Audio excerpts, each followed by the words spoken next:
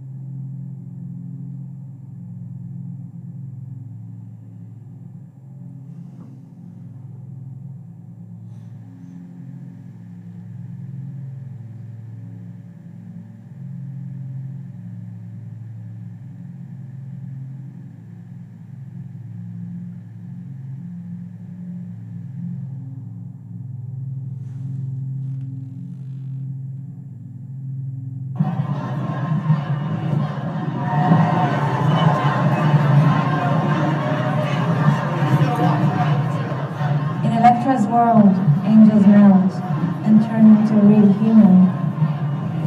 Presence and absence meet in a twilight zone, when dreams and reality tango in a dark beauty. Fragile but solid, and they depart.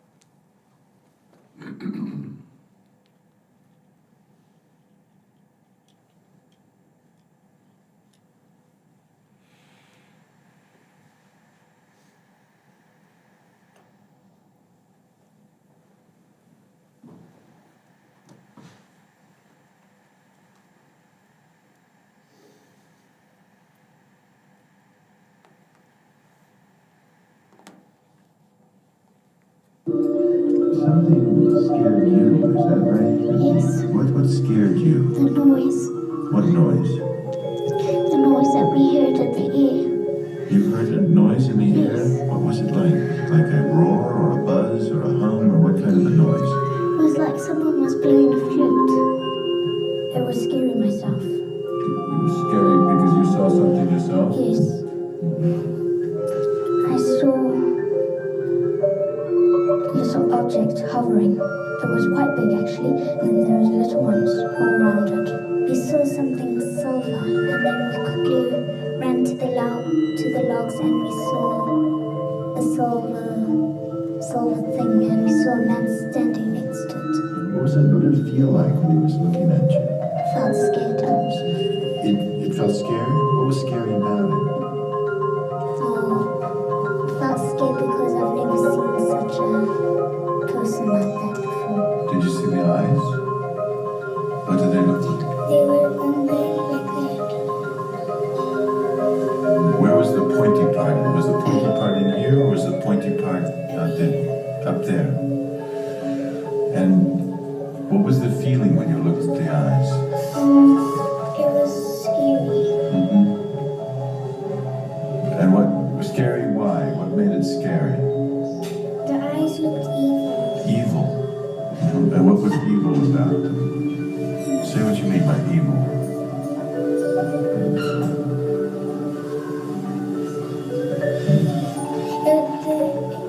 It looked evil because it was just staring at me. With what? Staring at you as if what? As if to do what? As if it wanted to come and take us. As if it wanted to come and take you. That was the feeling you got? That it wanted you to go with it? Did you feel like you wanted to go with it? No. Did you feel, what was the effect on you when you felt it wanted to have you go with it? I just walked away and I started crying. They came running up here in such a panic. And I mean, even if we had staged it, they could not have run all together like that. Even if we practiced it, I don't know how many times. That they came up here like a living snake. And they just came, we were in a staff meeting and we just heard them screaming, ah, and they were here, and a child can't make that up. I was very skeptical in the beginning as well. I believed that they'd seen something, but I wasn't prepared to accept that it was anything supernatural or anything like that. But I think the consistency of what's been going on indicates that it was more than I was prepared to admit in the beginning. So both of them were running. One was running in the trees, and the other was running across the ship. Because there were also trees here. The eyes were like more pointed as they came in toward the center of the head, is that? They were more circular, and this was all black in here. All black. Now you made pupils. Did they actually have pupils or Yes, was the it pupils were white. What? The pupils were white like that. You saw white in the center? Yes, like that. Was he near the silver object or was he far? No, on top. On top of the silver object. Okay. And did you look at him? Yes. Did he look at you? Yes, then he gave me the creeps that I talked Gave you about. the creeps. Actually, in your drawing, you showed him standing up, didn't you? Yes, I had to draw him standing up because I couldn't draw him sitting.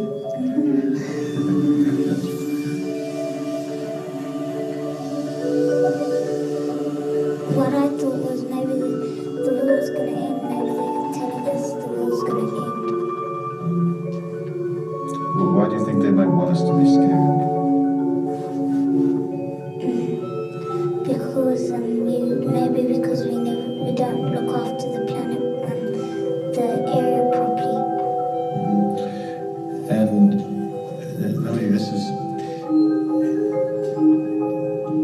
this an idea that you have had before, that we don't look after the planet properly in the air, or did this idea come to you when you had this experience? When I had this experience. And how did that idea come to you from this experience? This is a little hard, but try to be with me here, okay? How did this idea come to you when you had this experience?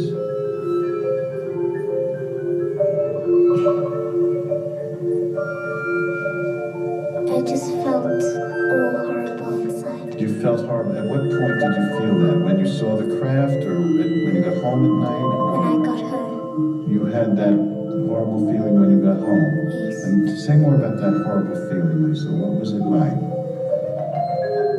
It was like all the trees will just go down and there will be no air and people will be dying. And those thoughts came to you. Had you had those thoughts before this experience? No. And how did those thoughts come to you? Did they come to you from the craft or from From the man. the man? And did the man say those things to you? How did he get that across to you? Well, he never said anything. It's just that the face is the eyes. What was the sense you got from those eyes? He was interested.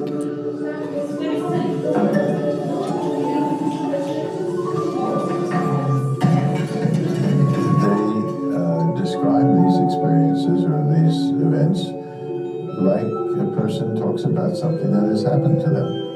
And when you're talking with a psychotic who's telling you something that is a delusion and you feel that it really didn't happen, I can tell. I mean, I know this is something that the person wants me to believe, or they're frightened, or they're distorting reality in some way. There's nothing like that here. These are people of sound mind, by and large, telling me something that's they know that I might think they're crazy, and so they're a little concerned about telling me, and they're very full of questioning themselves and doubt, and I mean and then they describe something very real and intense, a light or something happened to their body, or it's the whole quality of the way they talk about it is the way a person talks about experience that happened to them.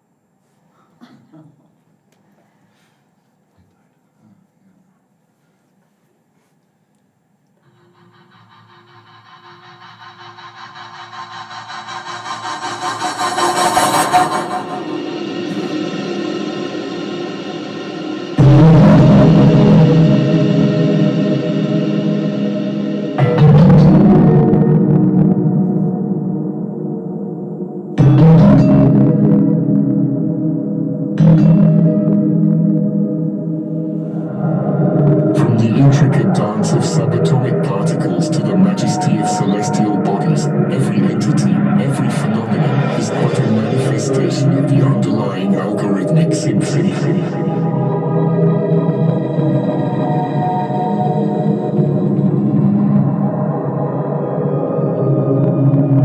What if, indeed, the essence of life lies not in the flesh and blood, but in the graceful ballet of bits and bytes? What if our very existence is but a subroutine in the cosmic algorithm, waiting to be deciphered by those brave enough to peer beyond the veil?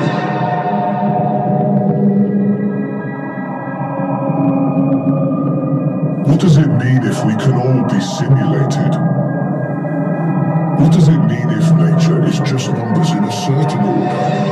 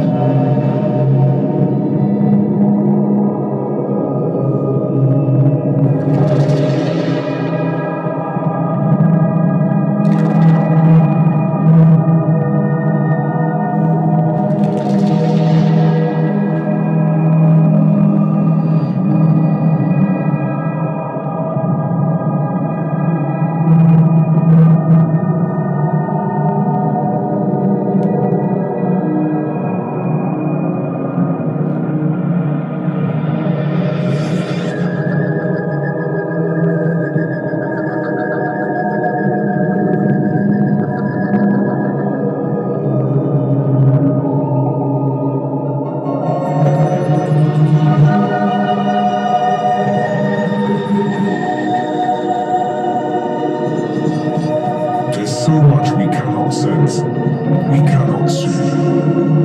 In the microcosm, in the macrocosm.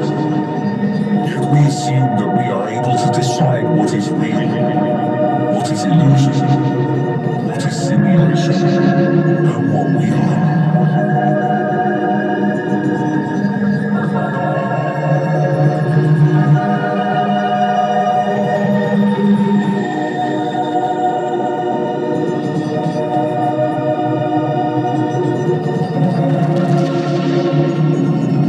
Diatoms are algae that produce a quarter of the oxygen we breathe in every day. The foundation of our lives.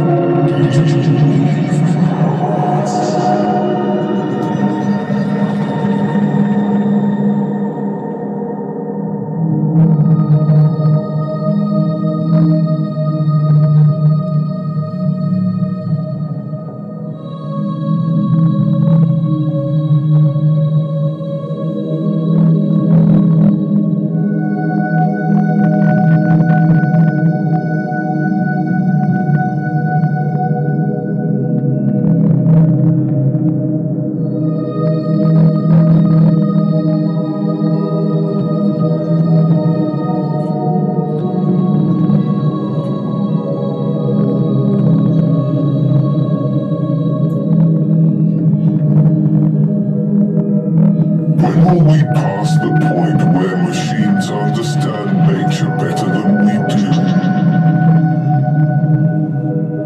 The natural world and the technological world may not be as far apart as we think. In fact, perhaps everything is not as far apart as we think.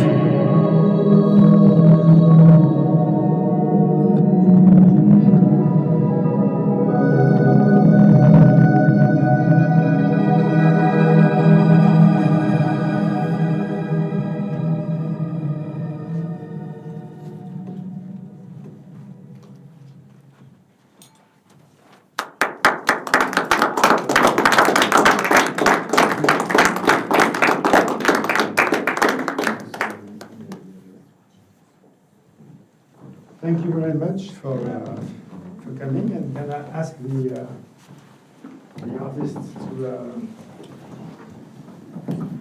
come with me?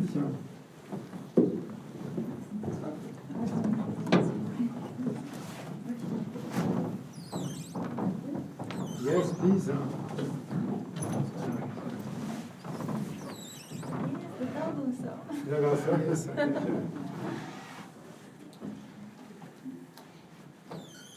Okay. So it was, did you enjoy first watching the film on a large screen? Had you seen it in the on a large screen like this, or had you only seen it in on the computer? Because I'd only seen it on the computer, and I discovered lots of. It took a lot of. It's much more powerful. Okay. I hope that you liked it also. So we did not rehearse much about this, so but have worked a little bit on the today on the train to come here. So I have some questions. First, I will try to introduce the three of you to our audience, but I will ask you to let's say interrupt or let's say add things. You know, if you feel that it doesn't that it is not right. So Taline, who conceived this whole event, evening, and the main film is British from Armenian descent, and she's a painter and a filmmaker interested in ballet. You could see her like dancing a little bit. Performance. This is something that I wrote kind of at the end because I had forgotten about this ballet performance. You've seen it, the original? Yes, I've seen it. Yes, but I'd forgotten it. And also in science and in emotions, I would say. Does that sum up? It's always the brain and the heart. The brain and the heart. Yes. Oh, yes. Yes. We're going to talk about cardiology and about the heart. Yes. So Martin is an Irish writer and filmmaker. Was interested in phenomenon of that usually, let's say, are beyond the scientific explanation, or that are difficult to explain, things that are a little bit extraordinary. Yeah, enigmatic. Enigmatic, yes. So things that can't be forensically. There's this Irish saying that they murdered James Joyce, which is this idea of comparative literature. You go into the writing and you sort of destroy it by saying that it is this kind of autopsy. So I like things that resist. I'm drawn to that. And Max is a German multimedia and multidisciplinary, I would say, more than multidisciplinary artist. And experience designer. And who is interested in by nature and technology. And I would say like the triangle of nature, technology, and humans, and how they interact with each other. So now I'll have one question to each of you for each film, and then we'll try to see what combines and how we can go beyond your film to other topic. Yeah. So so this is where you've unfortunately said something that I was about to say. So my question was that your father was a cardiologist, Yes.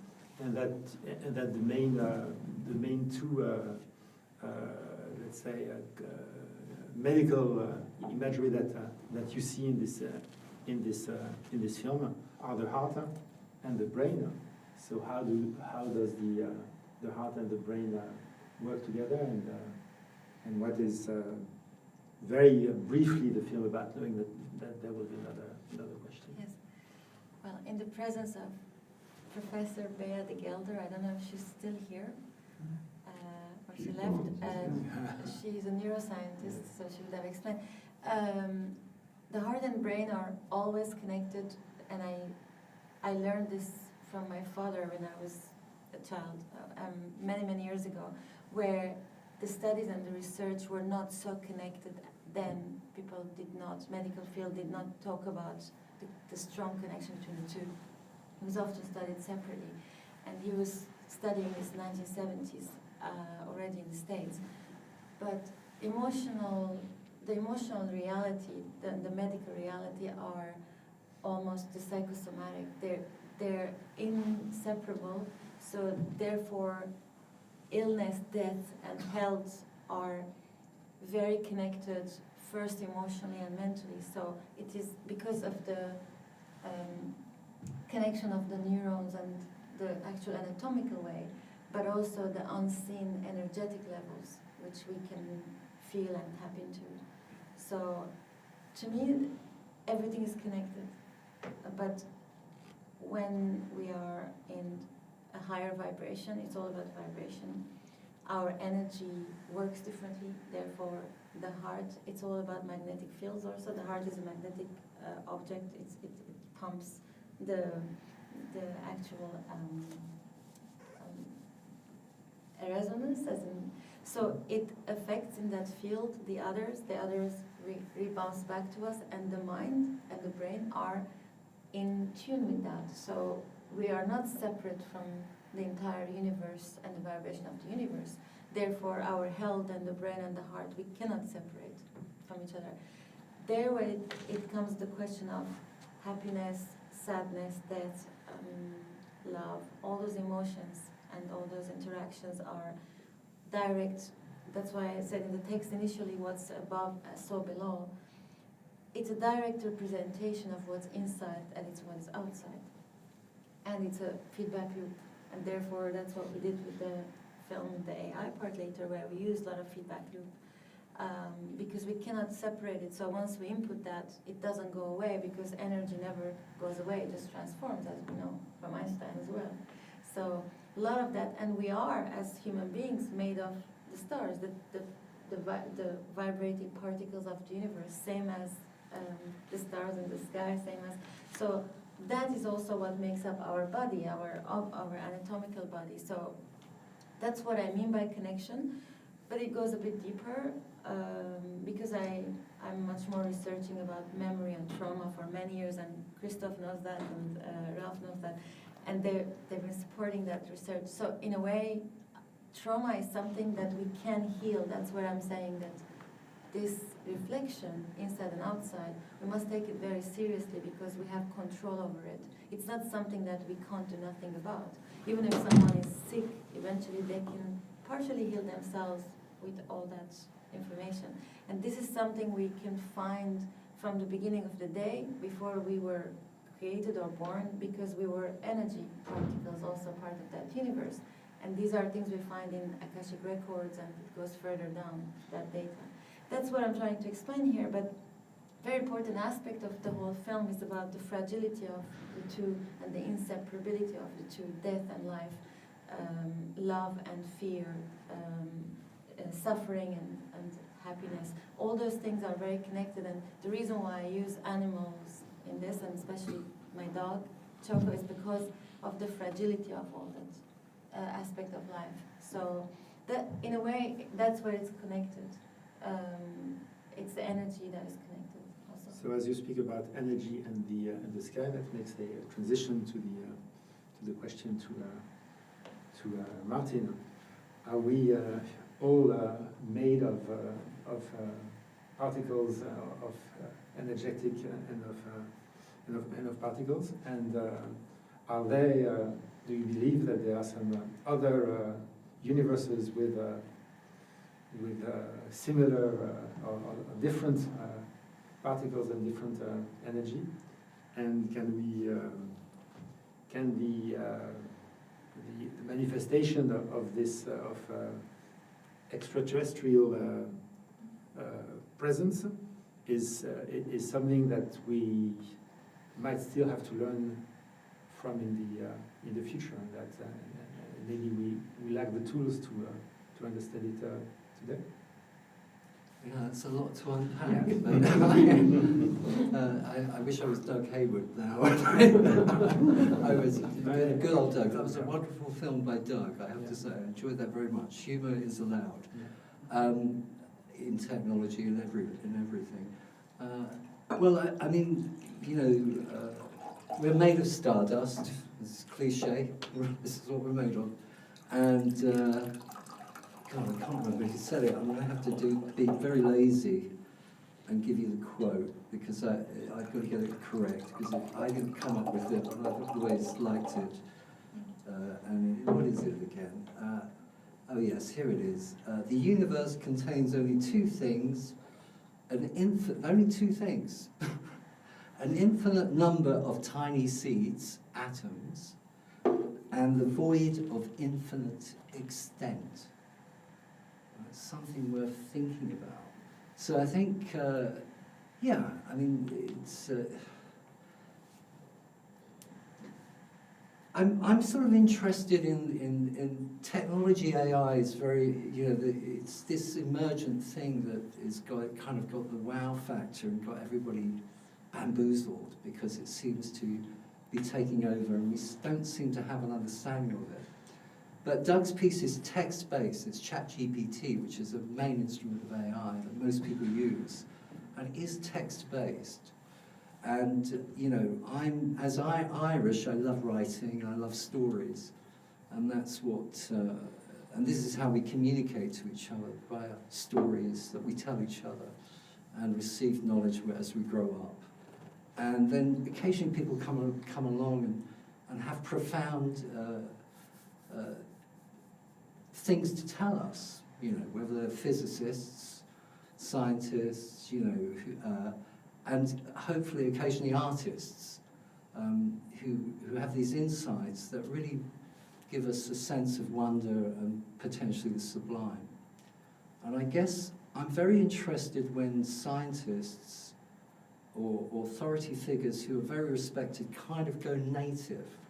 So they themselves become slightly dislocated by what they're observing. So they enter into a subject thinking, okay, this is what I'm going to do. I'm going to dismiss this. It's going to be this. It's going to be that. I know what it is. And it will be parked aside. But then there's always this resistance. There's a sort of, which I like this expression, mysticism as resistance. Because the thing about machines is that it's this idea of consciousness, which is the big fear. What we like to pride ourselves on is that we're this sentient being at the top of the sentient being place on this earth.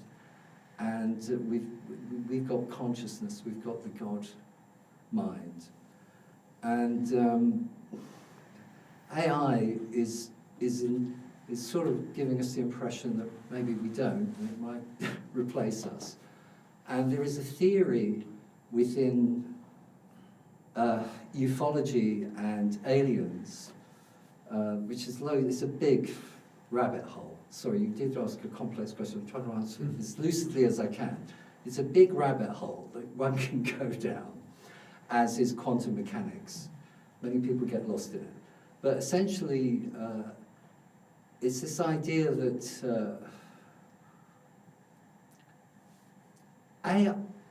UFOs and UAPs, which are now designated, are AI par excellence, because they're self-replicating machines that can travel across between galaxies in great distances, because they can fix themselves, remake themselves, and extend themselves, so biological systems cannot. And so what we're seeing is we're basically seeing machines from the future. And there's this idea of technology as donations. This is another theory that emerges, that this technology has been given to us. And it's this theory called donations. And so it's a really interesting realm. And I think for me, my personal view is I like to explore this. The work I've produced is very old. I'm interested in the history of technology. I've worked with AI, I've worked with deepfake. I abandoned deepfake 4 years ago. I'm sort of fiddling around with AI. But that film is very old. It's 30 years old, the event. The film itself is 2008. It's filmed on Super 8. It's a mixture of medium. And the idea about phenomena, the thing about the AI world now, you cannot believe anything. So even if you're looking at military Pentagon film of so-called UAPs or UFOs, we don't really know what we're looking at. It could be the technology is not working properly, or the military play games because everything is weaponized in terms of making sure the Russians and Chinese don't shoot down their technology because they might think they're aliens. etc., etc. So, and we're in this world now. It's with deepfake, we've passed the Rubicon. So the idea of reality and what is real is becoming very difficult, and we're in this space, what is known as acceleration. So we're at this point of acceleration, which is interesting because the universe is supposed to be expanding constantly. And so I think where we're at is, which artists become fascinated with AI because they're looking at it as just another tool, another medium to explore. And of course, there's a generation which is the generation of technology. So, the generation of the Alpha Gen, which are the generation of technology, which affect our children. So they've been born into this world, and this is how they're receiving it.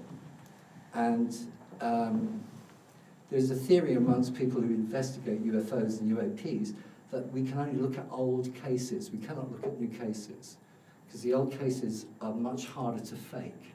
So the data is much more authentic. So when I'm making these films, I'm playing with different forms of technology to create them. And I'm just trying to posit a question about technology, about this idea of experience and the other. So it's it's a big question. You've asked 3 big questions. I don't have the answers to any of them, other than to say that it's... I tried. Yeah, but they're fabulous questions. And the questions is the best way to approach it totally, is to question it constantly and look at it and have discernment and critical thinking around it. But so the Stonehenge stuff it's really a quote. It's about old technology. Nobody seems to have a history of technology. It's sort of lost in... We'll go to Stonehenge. In the phenomena of what we have now. Sorry, Frederick, coming Sorry, back just to one point in regards to the brain and the heart, there's something very, very important that I forgot to mention, that in medical field now in research, the more and more proofs are showing that by healing certain part, let's say by treating the heart or some problem with the heart, the brain is affected. By treating the brain, the heart is affected. It's much more now seriously taken into consideration, more than just the generic version of it. And on that, many years ago, 3 decades ago, my father had an actual idea, quote, he used to say, when a patient tells you, I am going to die, believe them, they will die, because it's a heart patient, because the brain is reporting this. It's not something emotional. It is a real statement. So when he said, that's what they say, I believe, and there is nothing I can do. It's extraordinary how that's the final almost verdict, that no matter how good you are as a doctor or whatever, that's kind of how it is. So it's very important and serious connection there. So brain heart, and there's big research now going on even more. So yeah, that's very important. So let's talk a little bit with Max before we delve into what connects your project. You are the youngest of the team. So when he mentioned generation, maybe you are not the latest generation, but you are kind of at least you're 29, so one above. And so, what do you believe artificial intelligence will bring us? You produced beauty with your film and what you've shown in the gallery space. But how will it go beyond that? Will it be able to expand our horizons? Yeah. So concerning artificial intelligence, I think there's a lot of misconception around, a lot of false information, a lot of also scratching on the surface. I mean, at first, also when talking about my work, the thing I did together with Taline AI was involved. We'll go to your collaboration. The last film we saw, there's no AI involved. It's just man-made, algorithmic art in that case. And also when talking about AI, most people talk about the AI. It's like we have a huge number of ever more of becoming huger and huger models floating around, and they have certain capabilities. So there's, at this moment, there's not the one AI doing everything, but like trained neural models that can do certain tasks. We'll definitely expand on that, and I see like the story hasn't been written how this is going to evolve. We can be sure that there will be exponential growth on computational power, on what people will do with AI. I think like the circumstances are pretty important. I think we can be certain that it will disrupt as much in society as the internet did, at least. But what I believe is that circumstances with AI are at the moment slightly different. In the case of, and we also discussed it yesterday a bit, but when the internet came up, it was driven by science and it was driven by public. It was open source. With AI now, there's a small open source community which I'm actively following coming up, but it's because of the huge computing power that is needed, it's driven by huge companies. And that's like a kind of a different starting situation we have now. And for me, I think it's quite important how we balance that out. And that will be like, for me, that will decide a lot about how AI in 10 years, 15 years, for what it will be used, and what we can see on the horizon. So there's too many unsure variables. We can just like try to set boundaries and the circumstances to where to go. As I was preparing the Q&A, I was trying to define a little bit better what these films have in common, and I will ask you later, Taline, to tell us how you chose them and decided to bring these guys together.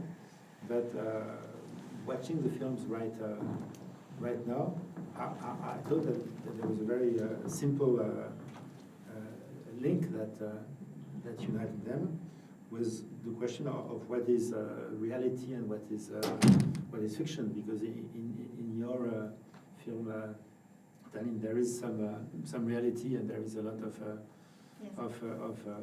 fiction, but that could be real. In your film, we are certainly wondering what these kids are talking about, and you are questioning also with your forms, with your artificial forms, if they were real, so or not. And watching Taline's film, I was it made me first think of a dream. Mm-hmm. And dreams are made with reality, but they are not reality because the brain reinterprets and rearranges things.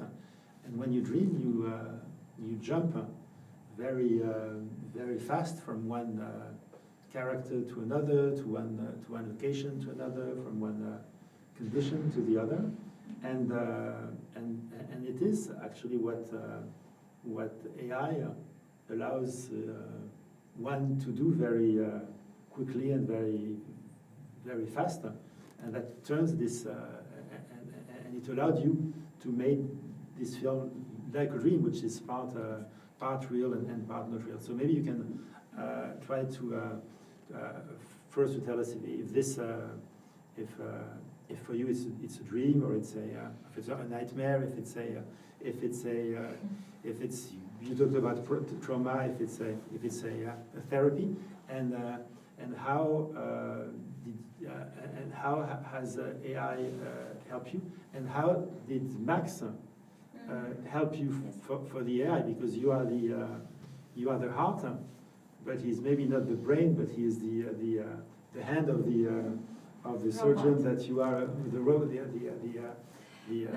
so what was the idea, and Max, how did you specifically manage to turn her prompts into some images, and how did you do this this loop. So first, I like to say Frederic loves minimalist art, but his questions are very maximalist. It's, sorry, yeah. it's great. No, something very important you said actually, the interpretation. The starting point is that there is 3D reality and 5D reality always. What is the 3D is our matrix, the glass, the table, what we see. Maybe it's real, maybe it's not real again. Based on our receptors and our perception, because I think we are seeing different things now based on where we are and based on our traumas, our history, everything else. But the 5D reality is what I feel is the other planes that we can quantum travel to, in fact, and we can travel to whether there's a lot of travel there. And by default, I would think memory is about that tool that travels us. And what makes us travel in terms of imagination, dreams, dreams and hopes, dreams are reality, and dreams and nightmares, in fact. And I'm trying here to show in this film some snapshots of the mind of my feelings, or the feelings of my mind.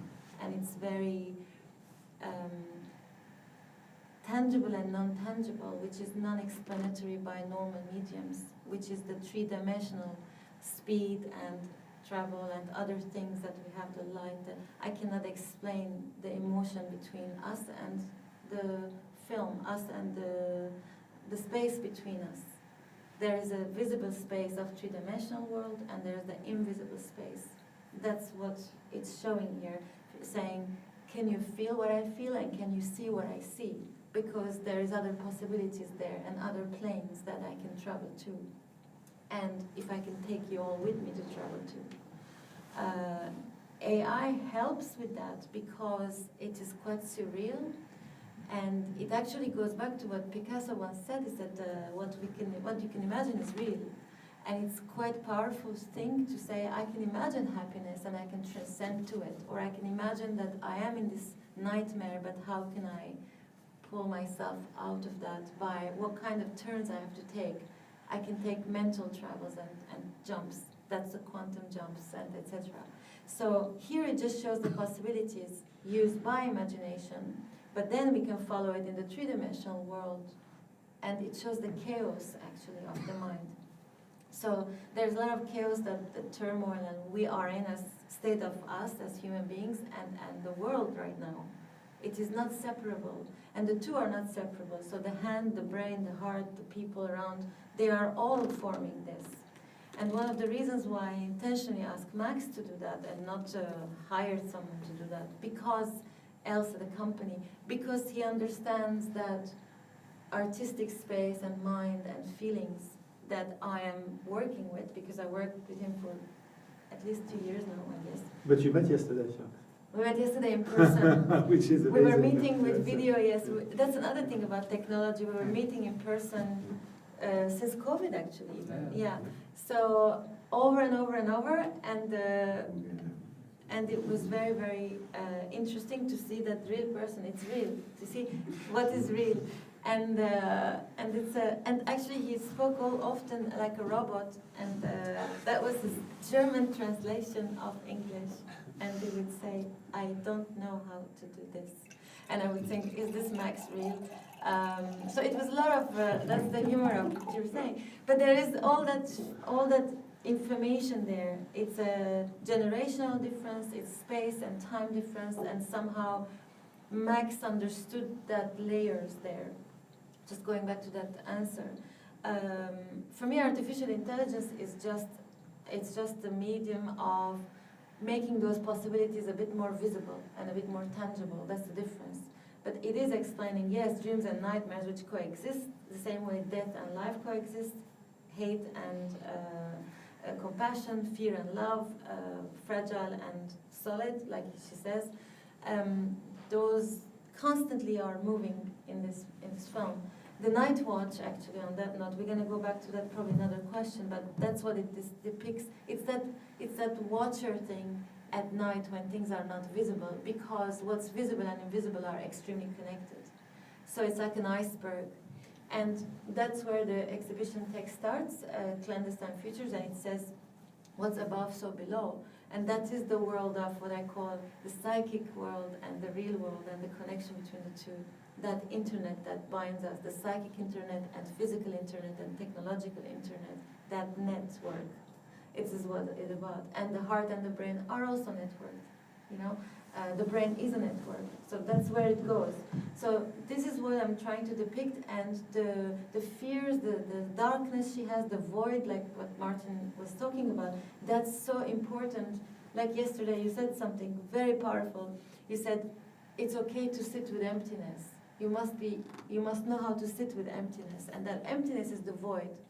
But that void is where we travel, all of us. And if we don't travel to the void and to the fifth dimension, our 3D life is very limited, and we don't know what it is even. It's just drinking and sleeping and eating. And so in between there is a lot happening, which history cannot register and record just by writing mediums. So we need things like AI or moving image in order to travel there where things don't exist, but actually they do.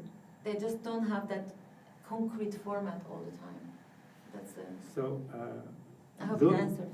Those who didn't know Taline before can see that she's a very complex and very full of layers person.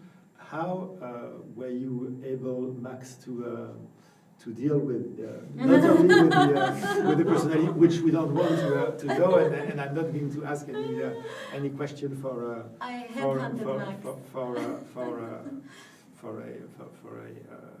tabloid, but technically, how were you able, particularly to if this cope was and survive? That's the question. If this was distance, because you had never physically met, been able to transform her emotions into images, and how did you were you able to ask the computer to follow her and to make something more with her with what she with her ideas? So at first I seem to have said, I don't know, several times. So maybe at first I didn't know. And also, 1 second, this will be partly the Past Tomorrow's project mentioned important with Gluon. This is very important because that's what led to him understanding it, the brain project. That's another project, so yeah, for sure. But in the core, I really like that feedback loop between brain and heart metaphor Taline came up with, which spans over her work, and it somehow was a good start. I'm really interested in systems and just looking at systems. Everything can be a system, and looking how they function and how you can interfere. And somehow I said when Taline wanted for that piece to go in a dialogue with AI somehow, I thought that I have to build a system that somehow makes it possible for her to just, in her words, in an easy way, over me, just like in a feedback loop, go in the dialogue with AI, with her videos, and just like go through the loop as often as she wants with her directions. And as I experiment with like AI imagery for, I don't know, 6 years or something now, I set it up in a way that she could at first feed it a video through me putting it in, and also write the directions for the AI.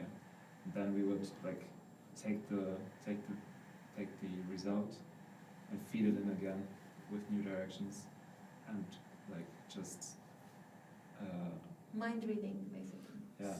So to go beyond what you've done together, how do you feel that that artificial intelligence and this type of looping and of artificial intelligence fueling, let's say human intelligence fueling artificial intelligence and fueling human intelligence and all that, how far can it go? Quite far, and we don't know yet. I mean, we're just like at the beginning, not just technologically of what AI can do, but also of our understanding how we can use it. I mean, when we look back when the first cameras were developed, the artistry of using cameras for humans that we have developed over the past century is huge, and AI, for example, is a far more complex topic, medium, technology, however you want to name it. And I also think, like in an artistic way, we have to learn how we can use it beyond what's done so far in like this really childhood days of AI so far. There's, I think that what we're at the moment we're not like mostly not missing more complex technology. We're missing better concepts of what to do, what hasn't been done so far. So that brings us to you, Martin, because you are presenting in the gallery space things from the past, because you are using a lot of elements from Stonehenge, which seem to have to exert to have a lot of attraction Yes. to you. And one work in particular struck my interest, because there is something about Stonehenge having been deactivated by some Druids before World War I, Correct. which would mean that Stonehenge was used for something that we don't, that scientists are not totally Yes. sure about. Do you think that in the future, we will be able, or maybe an artificial intelligence will be able to reactivate Stonehenge for a peaceful and good purpose? Well, I would say this: the future is not what it used to be. The future is not what it used to be. It was well known, yes. And it is time to launch all unconventional weapons. Cameras. Aristotle describes a camera obscura in the 4th century, as you said. There's a Syrian, Iranian gentleman who we think produced a camera in the 12th century. Baudelaire has a fear of cameras, that he falls in love with the camera. Cameras are interesting. Screens are seductive. Dreams. To dream, we need to sleep. Machines don't turn themselves off. The generation is born now, and they're doom scrolling on their machine. They don't have time to dream. Jung had an interest in dreams, and he had an interest in flying saucers, which towards the end of his life, he wrote a book on flying saucers. And in a chapter on death, in Memories, Dreams, Reflections, he has a dream. It's a hypnagogic dream. And in this dream, hypnagogic is sleeping consciousness coming into waking consciousness. And Jung says 2 silver discs come towards him. One shines a beam of light into him. He thinks, oh, it's a UFO, a flying saucer. But then as the beam of light hits him in his duality state of consciousness, he suddenly thinks, well, this is a chapter on death, by the way. He's also obsessed with the death cult Buddhism. He says, as the light hits him, we always think that UFOs, flying saucers, are our illusion. We hallucinate them. But as the beam of light hits him, he's suddenly struck with the notion, what if we're their illusion? We are their construction. Then, having written this down, he then formulates an extraordinary question. That being the case, who manipulates the apparatus? Buñuel, who I love, a Spanish director, surrealist, he says, I love my dreams, especially my nightmares. Now, the thing is, Buñuel also records that if he was to live his life over again, He'd spend 23 hours in dream state, 1 hour in waking state. That's how much he adored dreams.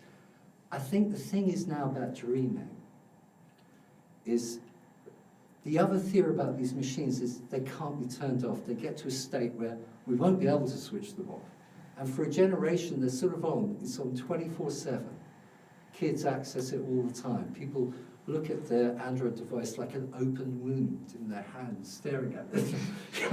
It's a miracle most people aren't annihilated by traffic or whatever. I mean, it's extraordinary how we adapt in this way. But dreams are important. Stonehenge. Yes, Stonehenge was switched off. This is Jamie Reed, who did all the artwork for the Sex Pistols. And he's known for he was an English situationist, one of the earliest ones with Malcolm McLaren, one of the few people based in the UK and in London who were inspired by French radical situationism. And they formed this tiny group of dreamers called King Mob, which was named after William Blake's storming of Newgate Prison. They loved William Blake, who was another great dreamer. And they changed culture with their dreams. You know, there's very few artists change culture, but people can't underestimate what punk did. It was a dream. It was in fact, there was a book written by John Savage called England's Dreaming. Now, another less known fact about Jamie Reed is that he was a druid. Extraordinary, but it's true. He was a druid. And his great-great-great-great-uncle, MacGregor Reed, was the arch-druid of Britain. And the reason I made this piece with Jamie is I was sitting with Jamie one day, and Jamie, just very casually, the subject of Stonehenge comes up, and he says, oh, that's when they turned Stonehenge off in 1913. He carries on with his story, and I'm like, whoa, let's go back. Did you say they turned Stonehenge off, Jamie? He goes, yes, in a magical ceremony. Who did? The Druids did. I said, I need more data. So he took me to his home, he showed me his family archive. Together we compiled this situationist détournement collage type thing, which was in the tradition of what he followed. And in it is described the uttering of Kara, a very powerful curse against the dark machine. And the Druids turned it off in 1913 because they knew the Great War was coming, World War I. And the British had bought all the land around Stonehenge and was shooting off live ordnance, exploding, weapons, laboratory testing. And they stopped the Druids performing their ceremonies. MacGregor Reed was outraged, but he was concerned that the site would become contaminated.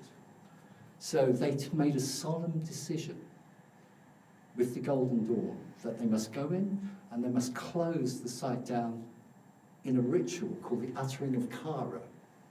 This is in the document. So I'm only allowed to reproduce a tiny amount of it because it's such a powerful, in their belief system, spell. Now the thing about Stonehenge, it is a machine. This is about the history of technology, history of photography. We have an amnesia about technology. The Greeks dreamt. The Greeks knew about machines. The Greeks knew about outer being. They knew about panspermia. There's nothing new or fancy about us. We're just the same as they were. But they dreamt. They had beautiful dreams and made beautiful art. And the thing is not to stop dreaming. And I think the danger with AI is it could possibly, because it's the ability of when can you turn it off? Can you just close it down, put it away? And the real fear is the machine learning will learn how not to be turned off. This could be a problem, right? And that's a real consequence. Sorry, I think... Because and the thing about Stonehenge turning it off, turning it on, is very interesting. So it's a metaphor. So I felt that there was something about dreams, something about... It sounds a little disjointed. Sorry, Martin, there is this Jose Silva method that the Silva method. The CIA did a lot of work with him, but it basically explores the theta waves and the sleeping it's between sleep and awakening, and that's where a lot of the actual work happens in the brain. Yes, that's it, hypnagogic, and the Greeks, this comes from the Greek, and psychopompic, Yes. which is, So it's you know, the other reverse of waking consciousness going into sleeping consciousness. So this is not new, but dreams are very important because, you know, this is where the romance is. This is where the beauty is. This is where the undefinable is. This is not where the calculus is, but the mathematicus. But there's a contradiction here because there is beauty in calculus and there is beauty in mathematicus. And I love technology and I play with it and I adore it. But I think you're right, Max, the fun comes, trip it up, subvert it, mess with it. That's when it becomes interesting. Artists have always learned to do that. They are the forerunners of the disturbance, you know, rearranging the furniture in the room. AI shouldn't be allowed to rearrange. This is our role. Because also when it talks about system, there is no order without chaos. If we don't create the chaos, we disturb this system, we can't create that other dimension system. It's pure physics on that, Yeah. because I think it's almost like the way it goes forward. Well, so. there's this thing in entanglement in quantum. Yes, absolutely. And which is interesting. But Jamie he initiated me into a tradition which he called shamanarchy, which is a portmanteau of shamanist anarchy, which comes from this tradition, allegedly. I just love the portmanteau because I love language, so I love words, so I thought it was a beautiful thing. And the thing about the film I've made, and what I'm did with Jamie, is I give a name to these things. I call them futiques, which is another portmanteau. And a futique is something that's seemingly made in the past. You look at it, oh, this is from the past. You witness it in your present, whatever your present is, but then it reveals a portent or object from the future. So it's like a mini time machine. So it's a way of transporting. And this is the jouissance, this is the joy, this is the freedom. And I think it comes from the dreams. And I think dreaming is very, very powerful and very important. It's the meditative space, it's the emptiness. As, you know, so, but I'd be very interested, sorry. Yes, I'd be very interested to see what people think about let's technology, if they're... extend to the audience about what Yeah. do we believe that technology can improve know us better, know better our emotions, and They probably think we're seeing things, we all need a shrink, but that's Sorry? another thing. We're seeing things, all of us, we need a shrink. You know, when they say, are you seeing someone, says shrink, a person or something else, or ghosts, so yes. I'm doubting that Doug is real already. Yeah. I think So what questions, Doug is yeah, an of course, invention. if you have these questions, what did you think? Ralph? Has anybody used ChatGPT here? Ralph is actually studying a lot of AI and he's a physicist, Yes? so Have maybe you used ChatGPT? Quite a lot. Quite a lot. Oh, tell Even me. for work. Tell me, what do you do? How do you do with it? Oh, boring stuff. Way Really? more boring stuff than you guys do. Is it? Why is it seductive? Why have you fallen in love with it? I wouldn't say I'm falling in love with it. I was skeptical at the start. It's just, honestly, like what I'm doing is like very boring and it's very, very technical. Which is what? Which is, I work with a lot of information, with a lot of texts. Right. And I don't have time to read 70 pages. Ah. And I just ask to help me to... So it's processing, Yeah, acceleration. So it's, way more. Moreover, it's like... This is its magic trick. Yeah, so that's boring. It's very, very... systematic. Purpose-driven. Well, you know, artists like shortcuts. They always have. I mean, Leonardo da Vinci loved shortcuts.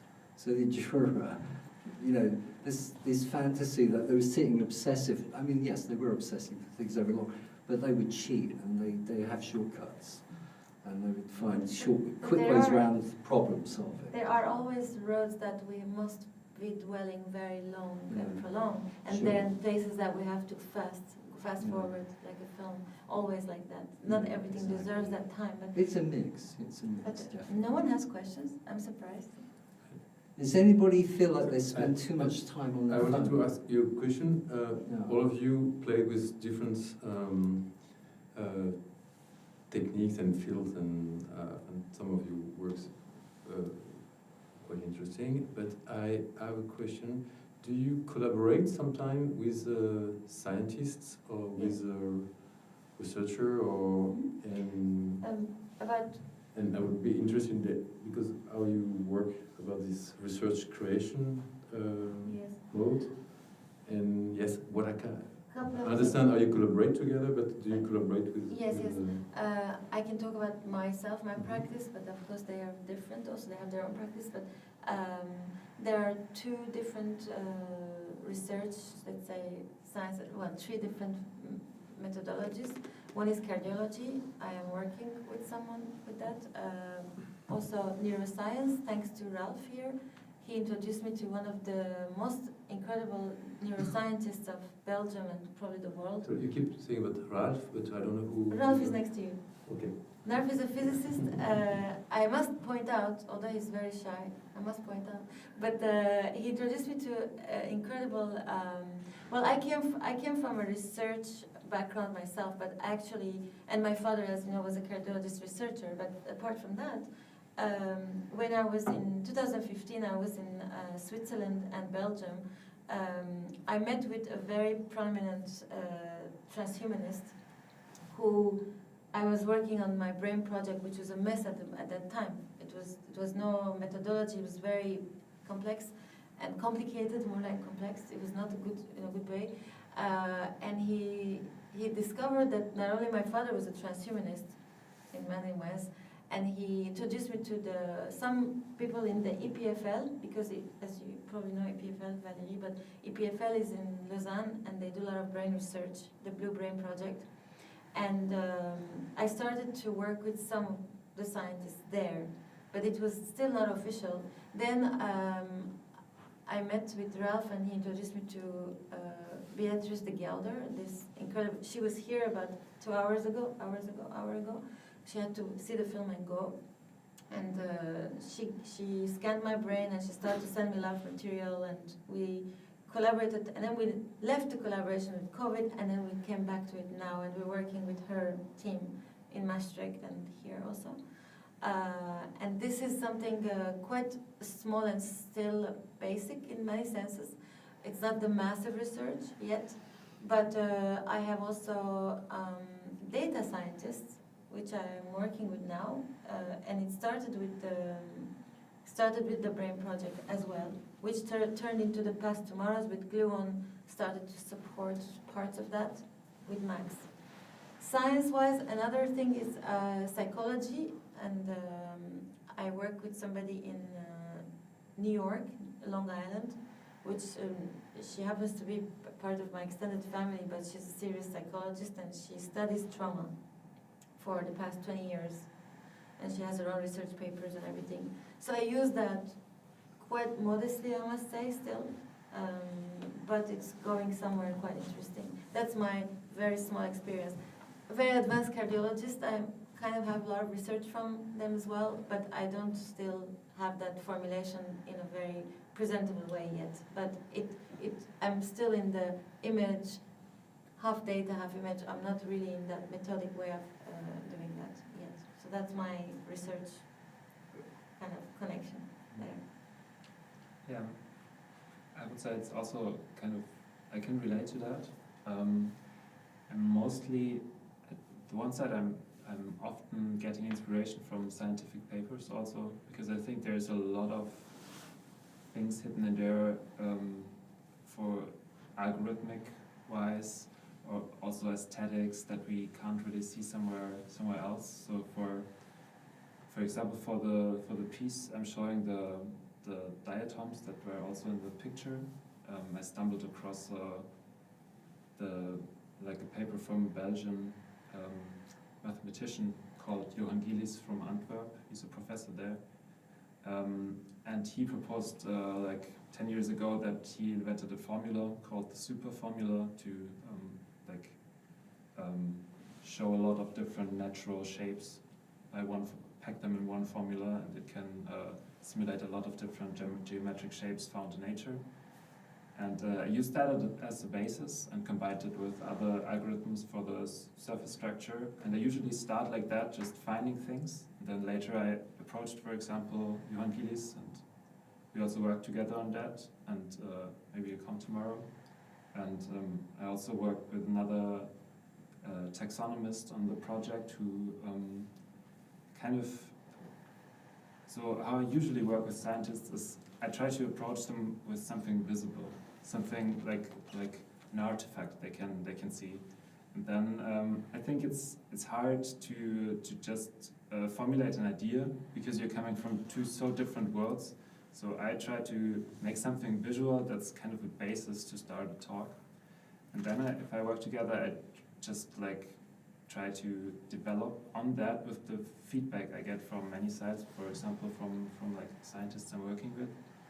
And usually that's kind of interesting because something can develop that both sides couldn't have foreseen at the beginning, because without the valuable feedback I get, I couldn't have created it.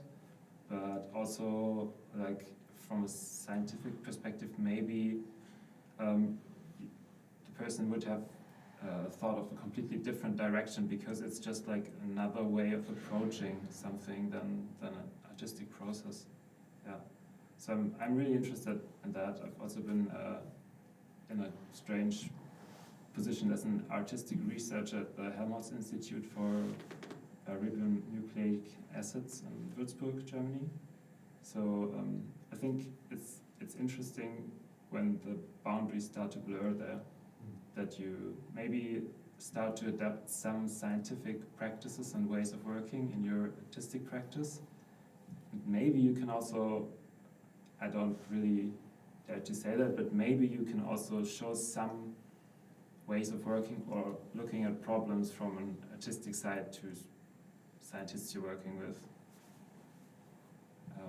Because often scientists will tell you, we like the way that this thinking is going, because especially researchers, they're so limited with lots of restrictions and budgets and rules and timelines, and it's very, I was working with somebody here from the City University group, there's a Belgian sort of Ronnie, and he would say, we have teams that they can do this experimental thinking about a certain problem, but we cannot go everywhere because we have to focus on this. So sometimes artists help them to get out of that also, while they're looking for a solution, because they're very linear often.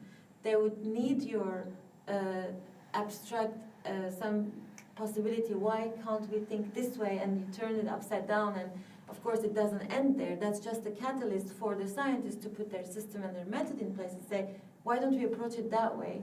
So that's why I believe that the next century, scientists and artists are the most important, in fact, two entities, which is normally not seen that way. Normally you're approached by contempt, not by Frederick, but a lot of people, and artists, and actually very important. But it's very important to have method behind that, or discipline, because my background is scientific originally.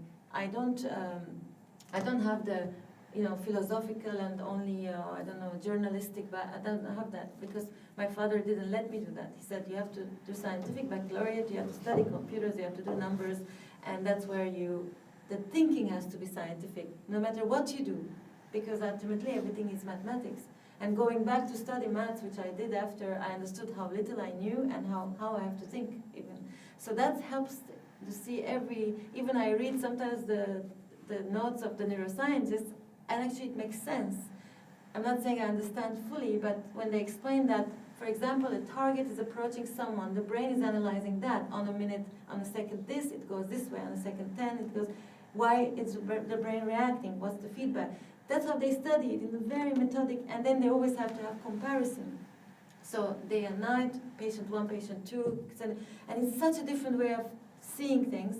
That's why it's very important. Another scientist I kind of work with, it's Cohen Cass, who I met in one of Gluon's events, and he's more like a futurist, but also scientist. He taught me a lot how to approach scientific papers and how to study baselines and how to look at things.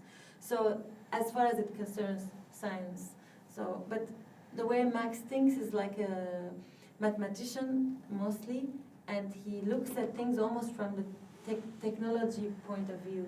So he's almost the machine talking to me saying, hey, I think this way, you have to do this. So it's very important, although he's a human being, but he has that ability to switch in that role somehow. And it helps me go back to the ground.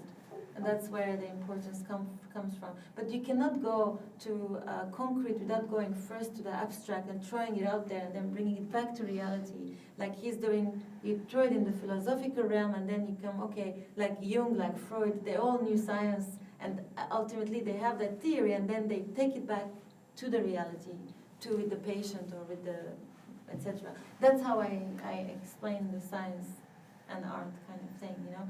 And these are almost the masters of science and art. They're encouraging that, you know, people here. And for me, it's a very big privilege to be able to even be taken in consideration in that realm. So, you know, trying to continue that work. Thank you, Taline, for uniting us tonight. We've been talking for over an hour, so I think it's enough. Yeah. We can leave you all to do some other activities for the weekend. So not really the weekend. May I just ask a question though? Are you a scientist or? Not at all, but I'm very interested in this relation. Because it was a very interesting question. I mean, just very briefly, I worked with two physicists. One I've worked with for a long time. One is called Dr. David Deek, and he invented a thing called acoustic levitation, which is the ability to levitate objects using sound. He did this for NASA back in the 80s, and there was a tender went out because they wanted to do, there's certain benefits with experiments in zero gravity, which are very expensive to do because you have to have a rocket and you have to have trained astronauts to carry out the experiments. So they wanted to see if they could be done on Earth. And David produced this thing called acoustic levitation, and we collaborated on a piece called The Levitation of the Head of John the Baptist, which was done a long time ago. But we levitated other objects, and we also, it's a complex piece. But the other guy I work with is a guy called, you should read, he's a fabulous guy, he's called Arthur I. Miller, and he's a historian of physics, and he's a physicist himself. I know him. Yeah, Arthur I. Miller, not Arthur Miller, Arthur I. Miller. And Arthur is interested in dreams. I mean, he was very interested in Pauli, who was a physicist, who had a recurring dream that went on for about 3 years, and it drove him so insane he went to see Jung. And together, Jung did something he's never ever done, where he let a patient make notes on his own notes, which is forbidden. So Jung broke rules for Pauli. But together, Arthur says, they came up with the number that is in everything from a dream, which is 137. And there's a book called 137 about Pauli and Jung's relationship, and it's a really fascinating book. But Arthur's very interesting. I mean, Arthur should be, it'd be great to have him as a guest. He wrote a great book on Einstein as well. He's a really fascinating, erudite man. And David is extraordinary. David's working with nanotechnology, which I can't talk about, but it is quite extraordinary. Okay. Thank you very much. And thank you, Frederick, for everything you do for making not just art happen, but for the understanding that connects everything. And it's not a separate activity like a lot of collectors and people in art do. It's so integrated and it's a human thing, and beyond human actually. So Frederick is one of the very, very few people that can tap into that and respects that, and actually results only happen then. Results don't happen when things are separated, isolated, and oh, this is an art fair, this is this. They happen when everything is connected. So as I end up Absolutely. with Thank you very much. thank you.